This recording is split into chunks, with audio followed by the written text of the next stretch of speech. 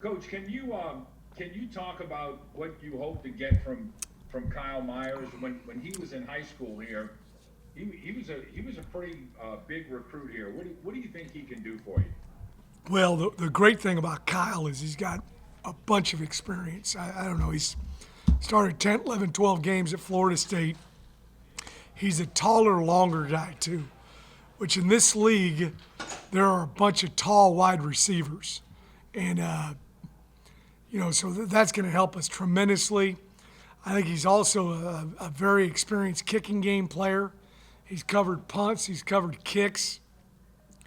Just a very savvy football player. So we're pumped about getting him. He did a good job of graduating. We had to wait for that. There's a little bit of crossing the T's, dotting the I's, but he's going to be working on his Tulane graduate degree, and I know his mom's excited about him being back here in town, and so are we. You made or you're making an emphasis on. You said you had to get bigger in the secondary. That was something that you thought you had to do, right? Yeah, we really do. When you go out and you play these, it's like Bo Pete, Keys. One of the reasons why everybody's so fired up about him is his length, and it just it gives you an advantage. It's when you're pressing and you're getting your hands on guys. I was watching some documentary on Sonny Liston over the pandemic, and he had an 86-inch wingspan. He's only 6 foot tall, but that was like being 6'9" in the ring. And it's the same thing with these corners if they can get their hands on guys. It doesn't allow the offense to grab you. So we got to get bigger on the perimeter. Hey, you can have smaller guys on the outside, but they got to be dynamic. They got to have great speed, great change of direction, highly competitive. There's a bunch of guys in the NFL who are great players, aren't that tall, but you got to be dynamic if you're a little bit shorter, and we've got some of those guys too. You had a good year last year, won a bowl, but I know you were unhappy about the penalties. What are you gonna? I know you didn't have many spring practices, but how much have you harped on that, at least in fall camp? Harped on it a bunch. We talk about it every day in meetings. I've really challenged the coaches. We broke it down into position groups. And you got to really weigh the pros and the cons, and playing with some guy who is maybe he's a dynamic player, but he's also putting you in a jam a bunch. He's making it 1st and 15 instead of 1st and 10. He's giving the opponent 1st and 5 instead of 1st and 10. And you got to weigh those things out. Because there comes a point in time where you just got to, stick to your guns and say, hey, we just can't play the guy because he's making too many mistakes. But they're correctable. We're really trying to do a super job of using the snap count, as a weapon for us and not our opponent. We're trying to do a snap count and varying the cadence as much as we can to help the defense. But those are the ones that kill me, are the pre-snap penalties, the post-play penalties. You hit somebody out of bounds, or you hit somebody late, or you're doing all this business, In between the snap and the whistle, those penalties have got to be coached too, but they're also subjective calls by the officials. So we're really trying to eliminate the pre-snap and the post-play. I know Southern Miss is back on the schedule, kind of in an emergency mode, but that's been a real good series over the years. Have you thought about have you guys had some internal discussions about maybe trying to continue that at some point? Yeah, Troy's got that on the schedule, I think, here in a few years. Right. And I think it's home and home, home away I got it. with them. So we will be playing them. Tulane's been on the short stick on that. I think our record is 23, and they're 23 wins, and we've got eight wins, right? Something like that. So, this is a big game for us, and we're excited about the fact that 2 of our away games are going to be real close for our fans, hopefully, to be able to attend. Are you confident that the 12 games are going to be played, Coach? Or how do you feel about that? It's like I said yesterday. I'm just going, and I tell our players, hey, we're like the Terminator.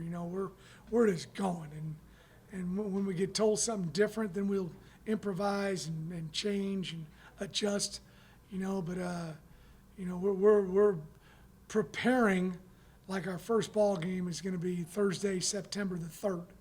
And that's what we're doing every day. And I tell my guys all the time, hey, when I get concrete information, you will be I'm going to share it with my players before I share it with my wife.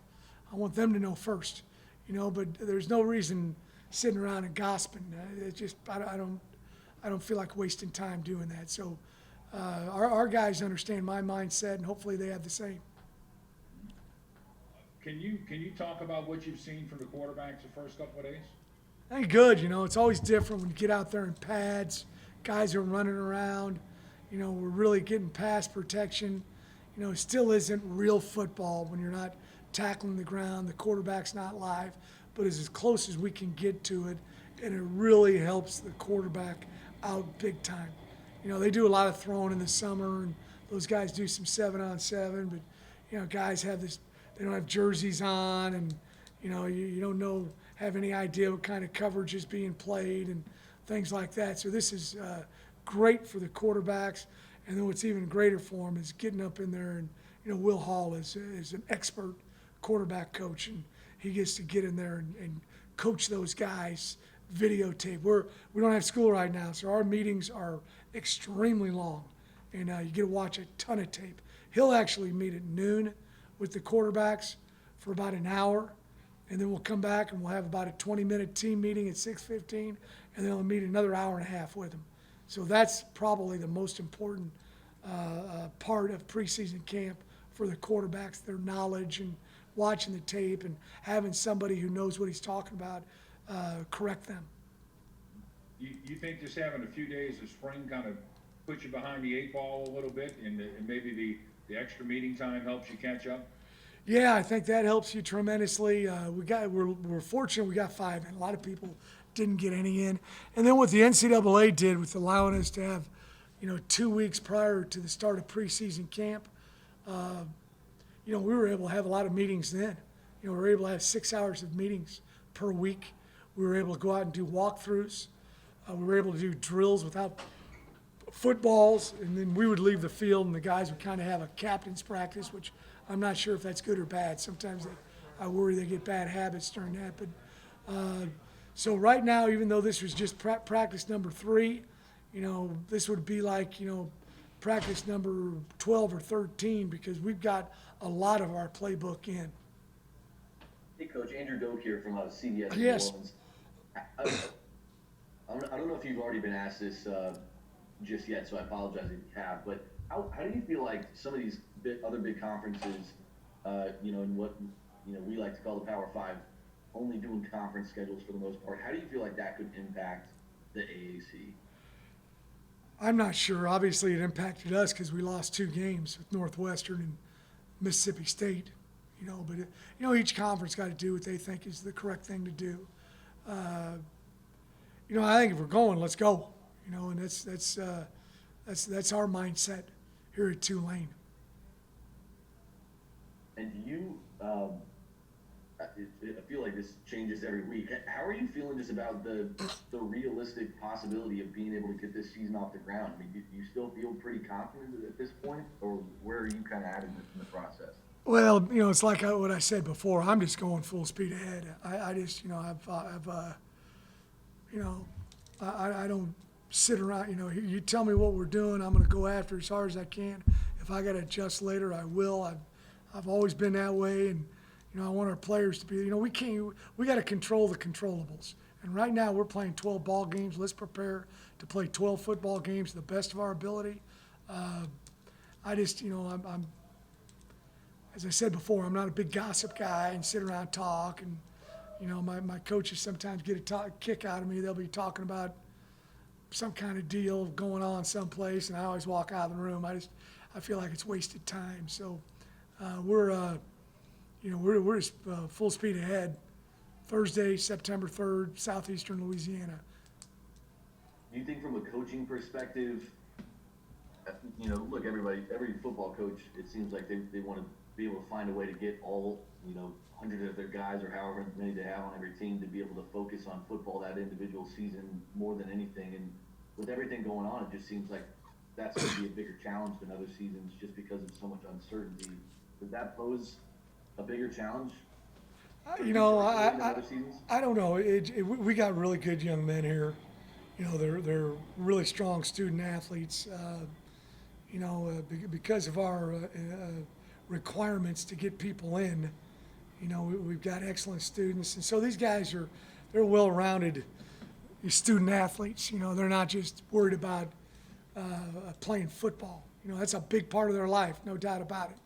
So I just, you know, Troy Dana has kept everybody abreast of what's going on.